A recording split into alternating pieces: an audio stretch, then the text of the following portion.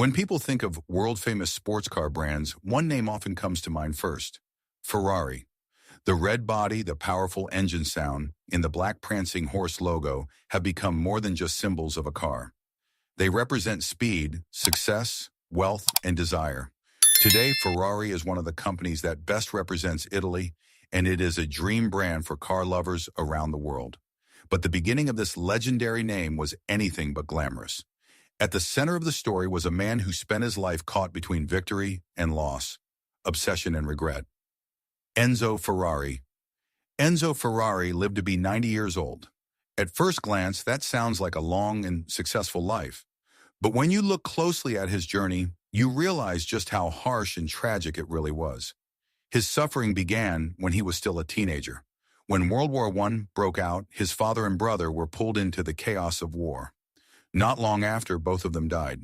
The cruelest part was that they were not killed by bullets or bombs.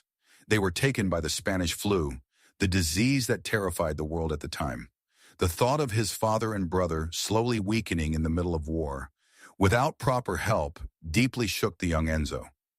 Losing his family changed the course of his life, and he eventually dropped out of school. But Enzo barely had time to grieve. Soon after, he was also drafted into the military. Fortunately, Enzo was not sent to the front line. He was given a rear-duty position. His job was to take care of the hooves of mules and donkeys. Today that may sound strange, but during that time, animals were often used on battlefields to transport heavy cannons and supplies. So taking care of their hooves was an important military task. Enzo may have thought he was at least far away from bullets. But fate was about to test him again. The disease that hit him was the same one that had taken his father and brother: the Spanish flu. The illness that had destroyed his family now attacked his own body, but ironically, it did not lead him to death. Instead, it became the reason he was able to leave the war. The military realized that infected soldiers could put entire units at risk, so it began discharging sick soldiers. That was how Enzo took off the uniform. He suffered badly from the illness, but he survived. The same disease that had taken his father and brother ended up saving him from the battlefield. Back in civilian life, Enzo faced a new reality. He now had to help support his family. Ever since childhood, he had loved cars and racing, so he applied for a job at Fiat, Italy's major automobile manufacturer. Later, Enzo Ferrari would become one of the biggest names in automotive history, but at that moment, he was just a young man without a complete education and without experience. The result was cold and direct. He was rejected before he even had a real chance. Deeply discouraged, Enzo walked into a bar to ease his frustration, and it was there that he met someone who would change his life. An older man approached him and started a conversation. He noticed that Enzo looked troubled and asked what had happened. When Enzo explained that he had failed to get a job, the man tried to comfort him, offered him a meal, and invited him to his home. That man's name was Ugo Sivocci. He worked in automotive mechanics and, like Enzo, had a deep interest in cars. The two talked about automobiles late into the night. During that conversation, Ugo made Enzo an unexpected offer. He said he could introduce him to a small car company and suggested that they work together. That was how Enzo got a job as a test driver at a small automobile company. His job was to drive newly built cars and check whether they were working properly. It was not a glamorous position, but for someone who loved cars, it was the first real step toward his dream. Then one day the company decided to enter one of its vehicles in a race. Since Enzo was the test driver, he was suddenly placed behind the wheel as a racing driver. The event was a hill climb race, where competitors fought to see who could climb a steep road the fastest. With a simple car from a small company, almost no one expected much from Enzo. But he surprised people by finishing in fourth place. In another race, his car broke down in the middle of the course, but he refused to give up. He repaired the vehicle himself and kept going until he crossed the finish line. He arrived so late that the crowd had already left, and even the person responsible for recording the time was gone. Still, his persistence was remembered. That determination caught the attention of a major company, Alfa Romeo, connected to the same automotive world that Enzo had originally tried to enter through Fiat. The young man who had once been rejected on paper was now being invited in as a driver. After so many twists, Enzo finally entered the center of the automobile world he had always dreamed about, and he did not forget the man who had given him his first opportunity. He recommended Ugo Savocci to Alfa Romeo, and the two began racing on the same team. At Alfa Romeo, Enzo began making a name for himself as a racing driver. He achieved strong results in several competitions and started drawing more attention. One day, Enzo met a couple who admired him deeply. They handed him a special drawing. In the image was a horse raising its front legs. The couple told him that this symbol would bring him luck. The drawing carried a sad story. The couple's son had been an Italian fighter pilot who died in World War I. During his life, he had used the prancing horse as his personal symbol, painting it on his plane. It was said that his enemies feared that mark. The couple asked Enzo to use the drawing however he wished. Enzo was deeply moved by the image. He slightly changed the drawing and placed it on his car. The horse's tail, which had originally pointed downward, was lifted upward, and the background was given the yellow color of his hometown. That was how the foundation of the Ferrari logo, now recognized around the world, was born. And amazingly, the horse really seemed to bring good luck. With the symbol on his car, Enzo won several races and entered a period of major success. For a time, Enzo delivered extraordinary results in almost every competition he entered. For about 4 years, he experienced the peak of his career as a driver. But there was one person who could not fully celebrate his success: his wife, Laura. Enzo had fallen in love with Laura at first sight near a train station, and the two got married. But Laura was deeply worried about her husband's profession. Being a race car driver meant living close to death every day. Laura repeatedly asked him to find another line of work. But at the height of his career, it was not easy for Enzo to walk away from racing. He did not fully accept his wife's request, but he promised that if she became pregnant, he would seriously consider retiring. However, what truly pushed Enzo to think about ending his racing career was not only that promise, it was the deaths of people close to him in car accidents. First, Ugo Savocci, the friend and benefactor who had brought Enzo into the world of cars, died instantly while testing a new vehicle. Then Antonio Ascari, Enzo's teammate and close racing colleague, also lost his life during a race. Antonio left behind a son who was only 7 years old. Enzo felt compassion for the boy and visited him often, almost like an uncle, watching over him as he grew up. After losing 2 close friends in such a short time, Enzo could never look at racing the same way again. The deaths of his friends changed Enzo's heart. He became less interested in sitting behind the wheel himself and more interested in building cars, organizing teams, and thinking about racing strategy. He began focusing on safety, design, performance, and management. Little by little, he was no longer just a driver. He decided to become a businessman. Enzo left Alfa Romeo, returned to his hometown, and founded a company under his own name, Scuderia Ferrari. He chose the black horse, which had already become his symbol, as the face of the company. But reality was harsh. Enzo did not have enough money or technology to build his own cars. So he came up with a practical strategy: use cars supplied by other companies, build a racing team, and use prize money from competitions to help the company grow. Since Enzo was already well known in racing, several promising drivers became interested in joining his team. He had talent. The problem was getting cars. So Enzo went back to Alfa Romeo, the company he had left. He asked the management to provide vehicles for his team. To Alfa Romeo, the request sounded absurd. A former employee had left, started his own company, and now came back asking to borrow cars. But Enzo knew how to negotiate. He explained that if the Ferrari team won using Alfa Romeo cars, he would say the victory was thanks to the quality of Alfa Romeo's vehicles. If the team lost, he would take the blame and say the cars were good, but his team was not strong enough. In other words, if it worked, Alfa Romeo gained prestige. If it failed, Alfa Romeo would not be harmed. On top of that, Enzo even offered them a share in his company. In the end, Alfa Romeo agreed to provide the cars. With borrowed vehicles, Enzo led young drivers and began winning several competitions. With each victory, the Ferrari name grew, and the company slowly began collecting money. Enzo was finally starting to build the foundation for developing his own cars. But Alfa Romeo began watching this development with discomfort. Ferrari, which had grown using its cars, was starting to show signs of independence. So Alfa Romeo made a bold offer. If Enzo handed over Ferrari, he would receive money from the acquisition and remain president.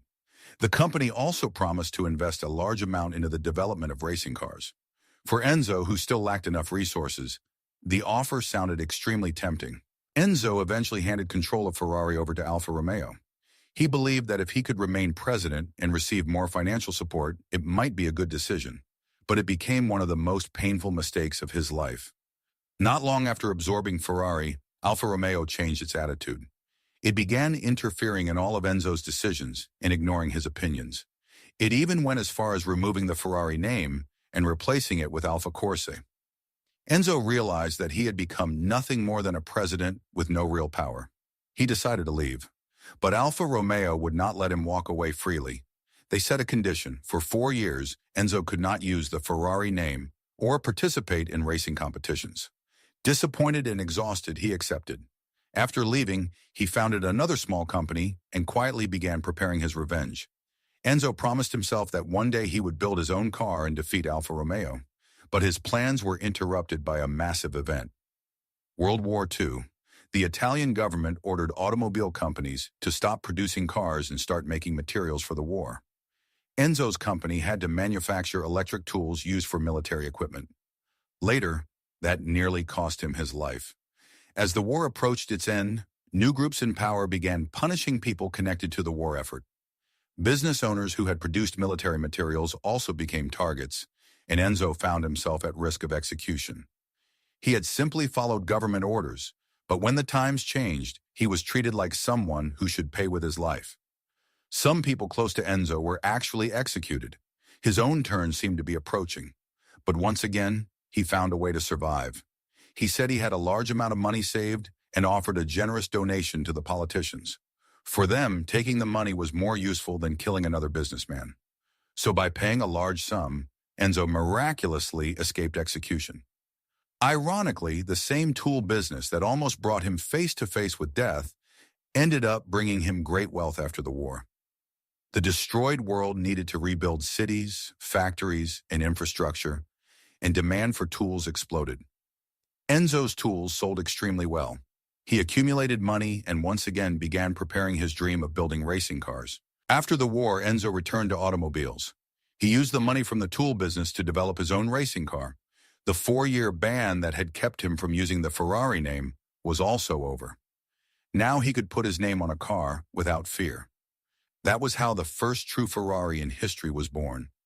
It was the moment Enzo had dreamed about for so long. Now he needed a great driver to take that car onto the track. And Enzo's choice surprised many people. He brought in Alberto Ascari, the son of Antonio Ascari, his old friend who had died in a racing accident. The boy who had lost his father at age 7, and whom Enzo had watched over almost like an uncle, was now a racing driver stepping into Enzo's car. Alberto's mother opposed her son's racing career. After all, her husband had died in a racing accident. But Alberto wanted to continue the dream his father had never been able to complete. In the end, he became a driver. And Enzo placed the son of his deceased friend in his own car to go up against Alfa Romeo. But revenge did not come immediately. It was Ferrari's first time building its own sports car, and it was still difficult to surpass the technology of a major company like Alfa Romeo.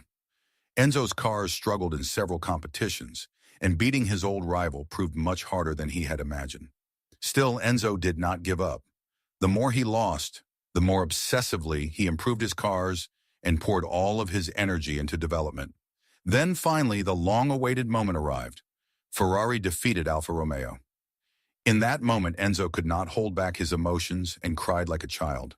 Later, he said those tears were not only tears of joy, they were also tears of sadness, as if he had killed his own mother. Alfa Romeo had been the company that raised him, but also the company that betrayed him. That victory was sweet and bitter at the same time. After that, Ferrari began defeating Alfa Romeo more and more often. In the end, Alfa Romeo decided to withdraw its racing team because constant losses were damaging its image. After years of waiting, Enzo finally got his revenge. He seemed to have become the great winner of motorsport. But in Enzo's life, happiness never stayed for long. After his revenge, another tragedy was waiting for him. Alberto Ascari, Enzo's important partner and the son of his deceased friend, died in an accident. The cruelest part was that Alberto died at the same age as his father, and in a similar way, also connected to a race car.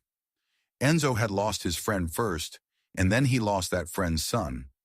Racing had given him fame and success, but it had also taken away some of the people closest to him. And yet, an even greater pain was still to come. Enzo had a son named Dino. Dino was seen as his natural heir and had been prepared from a young age to follow in his father's footsteps. To Enzo, Dino was not just his son. He was the future of Ferrari and the continuation of everything Enzo had built. One day while working at the company, Dino suddenly collapsed. At first, it may have seemed like something temporary, but his body was not responding the way it should, and the medical tests brought devastating news. Dino was diagnosed with muscular dystrophy, an incurable disease. It was an extremely rare condition that caused the muscles to weaken over time until vital functions, including breathing, could be affected. Dino was only in his early 20s, but in practice he had been given a limited time to live. With the medicine available at the time, there was no treatment that could save him, and Enzo could do almost nothing. He had to watch up close as his beloved son slowly lost his strength. For a father, that helplessness destroyed him inside. What made it even more painful was that Dino, even while sick and bedridden, never abandoned his passion for cars. He read development reports, spoke with engineers, and kept thinking about Ferrari's future until the end. The young man who could have become a great successor was fighting his illness, while still worrying about the company. But Dino could not win that fight. He died at only 24 years old. Enzo Ferrari was known as a man who did not easily show his emotions. But after his son's death, he could not remain untouched. People close to him said that after Dino died, Enzo sank into deep grief. He often wore dark clothing and a black tie. The dark sunglasses that later became part of his image were also seen by many as a sign of mourning for his son. For a time, Enzo even stopped wearing the Ferrari badge on his clothing. He felt guilty, as if the pressure of work in the company might have weighed too heavily on Dino. His passion for racing was no longer the same either. After his son's death, he almost never went to racetracks anymore. To Enzo, racing was no longer just competition. It was also a world that had taken many people from his life. But there was one exception. He appeared at a race when an engine developed with Dino's involvement made its debut. Enzo gave the car equipped with that engine his son's name, Dino. It was not just the name of a car. It was a father's way of saying he would never forget his son. Enzo also gave the name Dino to the test track at Ferrari headquarters. Years later, after Enzo's death, that track would carry the name Enzo and Dino. Father and son, who had only a short time together, would symbolically remain side by side on the same road forever. Enzo Ferrari's life cannot be explained by success alone. He created a global brand and carved his name deep into racing history. But behind it all were the deaths of family members, the accidents of friends, betrayal, war, the threat of execution, and the pain of losing his own son. Ferrari's black horse may look like a symbol of victory and luck, but behind it lies the shadow of losses one man carried throughout his entire life. After Dino's death, Enzo entered an even more confusing period. Shortly after losing his son, he visited Dino's grave almost every day, consumed by grief. But unable to deal with that emptiness, he made a wrong choice. He began publicly seeing Lena, a woman with whom he had been secretly involved for years. When his relationship with Lena became more visible, Enzo's marriage to Laura became even colder and more complicated. At that time, divorce was not legally allowed in Italy. Because of that, Enzo and Laura could not simply separate for good and remain trapped in an uncomfortable relationship. To make everything even more tense, Lena began asking that her son be officially recognized as Enzo's child. At the same time, Enzo's company was facing a serious financial crisis. He was under enormous pressure in both his personal life and his business. On one side, he was a father devastated by the loss of his son. On the other, he had to make cold decisions to save the brand he had created.